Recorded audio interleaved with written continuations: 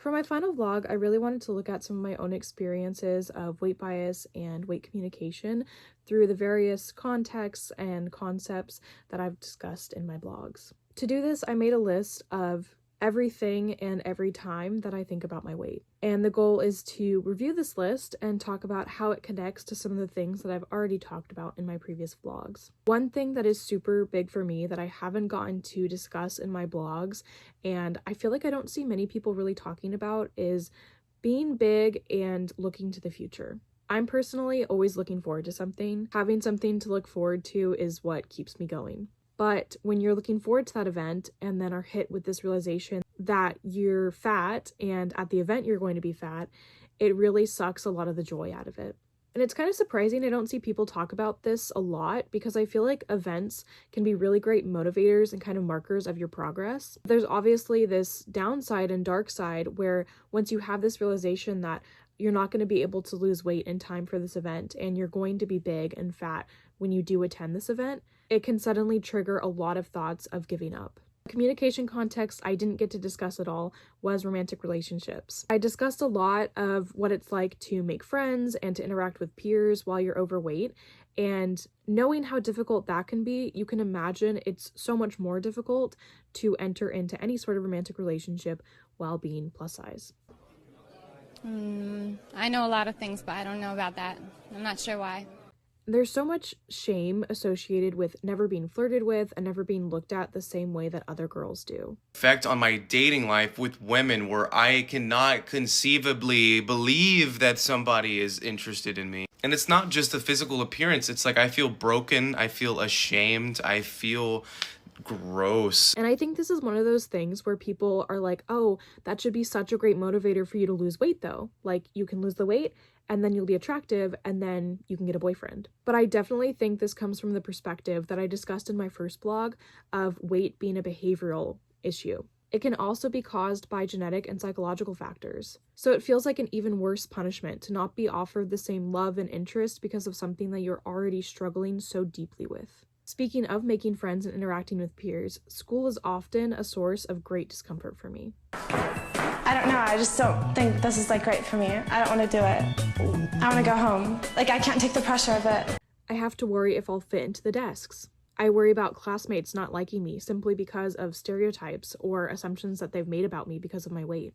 I'm embarrassed to breathe too heavy after walking the stairs or to eat anything in class no matter how hungry I am. Another thing that happens for me at school and work is my fear of eating. I am really embarrassed and ashamed to eat in front of anyone because I assume that they think I do not deserve to be eating or that I shouldn't be eating. And it's so much worse because so many people have the tendency to comment on what you eat. Every time I convince myself it's okay, just bring something to eat because you're going to get so hungry, somebody comments on what I'm eating. No matter how healthy it is, literally like a bowl of berries, and somebody will be like, oh my god, what are you eating? Wow, that's a lot of berries. Okay. Whatever that means.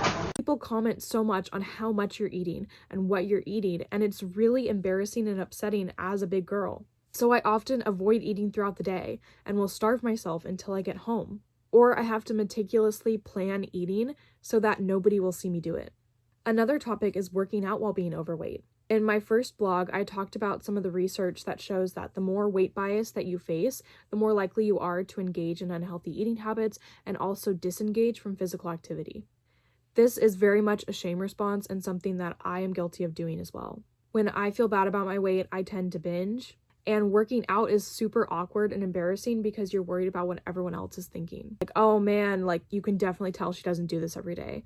Or she looks so stupid trying to use that machine. And believe me, I wish I could afford a personal trainer who would micromanage every bite of food, every bit of physical activity, but that's just not realistic. And so the motivation falls on me to care about my weight and to make these big changes. But that's a lot of pressure, especially when you feel like you aren't getting the proper support.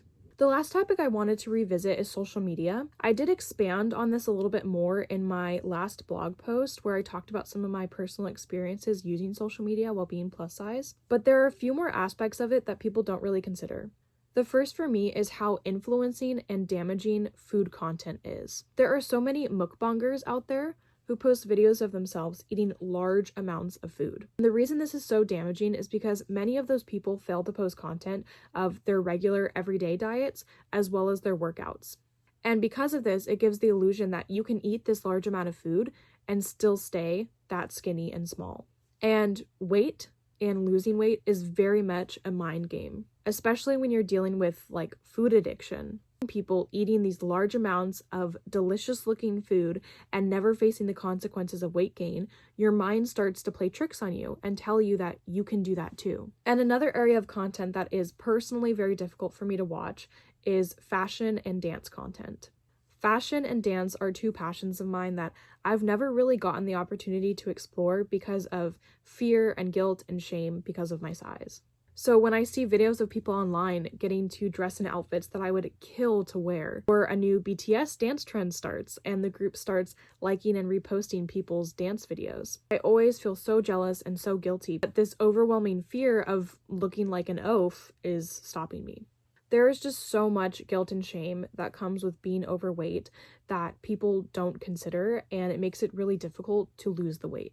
Closing out my weight bias project and reflecting on the things that I've gotten to write about in the various communication contexts with weight bias and weight communication, I'm really hoping that what I've been able to accomplish is opening your eyes up to the different struggles of being overweight, and that you can now move forward with more empathy and love and kindness and support for the plus size people in your lives.